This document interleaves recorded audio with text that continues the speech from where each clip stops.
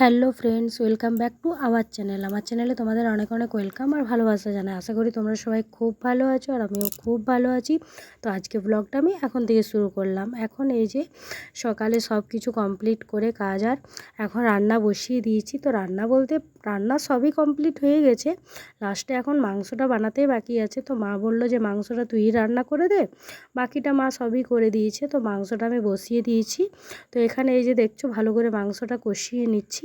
আজকে খাসির মাংস আনা হয়েছে। খাসির মাংস সাধারণত আনা হয় না, কেননা ডাক্তার সবাইকেই টুকটাক খেতে বন্ধ করেছে, বলেছে খেলে একটু আধটু চিকেনই খেতে, কিন্তু মাঝের মধ্যে তো ইচ্ছে হয়, তাই খুব কম মাঝের মধ্যে আনা হয়। কি করবে, ডাক্তার বন্ধ করেছে তো খাওয়া তো চলবে না বেশি, ওই জন্য সবাই একটু আধটু করে খাবে, সেই জন্য কম করে আনা হয়েছে। যাই হোক, তো সেটাই এখন আমি রান্না করে নিচ্ছি ভালো করে কষিয়ে কাশিয়ে। আর এখানে ইন্ডাকশানে এই যে জলটা সসপ্যানে বসিয়ে দিয়েছি কেননা মাংসটাতে গরম জল দেব। আর এখানে এই যে দেখছো সবজি বানানো আছে, পটলের সবজি, শুঁটি আলু পোস্ত বানানো আছে, তারপরে ডাল হয়েছে। আর এই যে এটা লাউ ডাল হয়েছে। তো টুকটাক অনেক কিছুই রান্না হয়েছে, তো সেগুলো মা কমপ্লিট করে নিয়েছে। আর আমি এখানে এই যে একটু দই বসিয়েছি, দুধটাও গরম করে রেখে দিয়েছি। আর এইদিকে রান্নাটা করে নিয়েছি। মাংসটা রান্না হয়ে গেলে কমপ্লিট হয়ে যাবে রান্না, আর কিছু রান্না করতে বাকি নেই। আর সবাই এই যে বসে আছে, মা এরা সবাই টুকটাক গল্প টল্প করছে। আর আমি একবার করে মাংসটা রান্না করছি আর একবার করে বাইরের দিকে হেঁটে হুটে বেড়াচ্ছি, একবার করে হাঁটতে যাচ্ছি আবার আসছি আবার রান্না করছি। তো এইভাবে রান্না করছি। আর এখানে কতগুলো বাসন টাসন আছে, তো যাই হোক এখন আর কোনো বাসন টাসন কিচ্ছু ধোয়া হবে না। আর এগুলো সকালে রান্না করেছিলাম, তো সকালে দেখছো আলু ভাজা ঘুগনি সব কিছু একটু একটু বেঁচে গিয়েছে, তো সেইটাই এখানে রেখে দিয়েছি।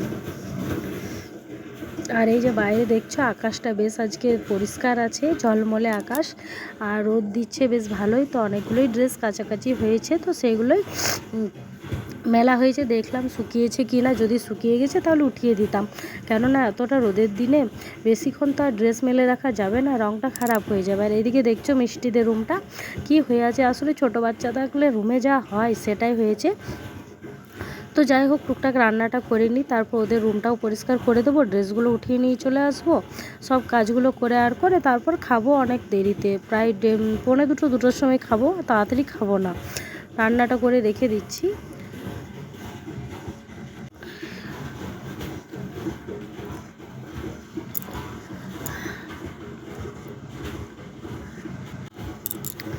আর এখানে এই যে দুপুরে রান্না বান্না করে খাওয়া দাওয়ার পর একটু বাইরে চলে এলাম। তো বাইরে মানে একজনের বাড়ি এসেছি ঘুরতে। তো বাড়িতে এসে দেখলাম যে মাটির জিনিস বানাচ্ছে, খুব সুন্দর সুন্দর সরাই বানাচ্ছে, বেশ জলের বড় বড় কলসিগুলো বানাচ্ছে। তো যখন সরাইগুলো বানাচ্ছিল তখন একটু আধটু আমি ভিডিও করলাম, মানে কতটা মানে কেমন করে বানাচ্ছে সব কিছু দেখার জন্য। তো এতটা সুন্দর করে বানাচ্ছে যে মানে যাই হোক, একটা জিনিসের পেছনে মানুষের যে কতটা খাটালি আছে সেটা বানানো দেখেই বুঝতে পারলাম। আমরা তো বেশ কিনে নিই, জল খাই, ঠিক আছে, কিন্তু এর পেছনে যে কতটা খাটালি সেটা ভিডিওটা দেখলেই বোঝা যায়, তাই না? এই যে উপরের মুখগুলো সব আলাদা করে বানিয়েছে, আলাদা করে বসাচ্ছে, ছোট্ট কলটা সেটাও আলাদা, সব কিছু। আর এখানে এই যে ওনার ছেলে এখানে ও বানাচ্ছে, মা ছেলে দুজন মিলে বানাচ্ছে। এখানে ওদের নাতনিটা ও হেল্প করে দিচ্ছে।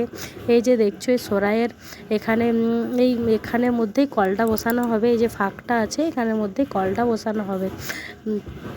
তো যাই হোক, মেয়েটা একটা কল এনে সেটিং করেও দেখিয়ে দেবে যে কেমন করে বসানো হয়। তো আমরা সবাই টুকটাক এখান থেকে জিনিস কিনে নেব। এই যে দেখছো বসিয়ে দেখিয়ে দিল যে কেমন হয়েছে, তো একটু ভিডিও করে নিলাম, কারণ এই জিনিসগুলো এখন আর দেখতে পাওয়া যায় না। দেখতে পাওয়া যায় না। আগে আমাদের বাড়িতে যখন ছোট ছিলাম, খুবই ছোট, তখন দাদু ওরা বানাতো। তারপরে তো আর কুমোর মানে আর জিনিস বানানো হয় না, সবাই চাকরি বাকরি পেয়ে গেল, তো সব কিছুই জিনিস মানে এগুলো বানানো সবাই ছেড়ে দিয়েছে।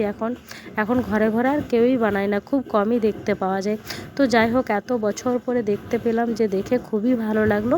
তখন বলি না, একটু ভিডিও তো করাই যাক। এই যে দেখছো কলা সরাইয়ের ছোট্ট মতন কলটা বসিয়ে দিচ্ছে ওখানে সাইডে, কি সুন্দর বসাচ্ছে, ওখান থেকেও জল আসবে। আর এই যে দেখছো আশেপাশে টুকটাক ওরা অনেক কিছু বানিয়ে রেখেছে। তো এত জিনিস বানায় যে ওদের জিনিস এদিক ওদিকে কত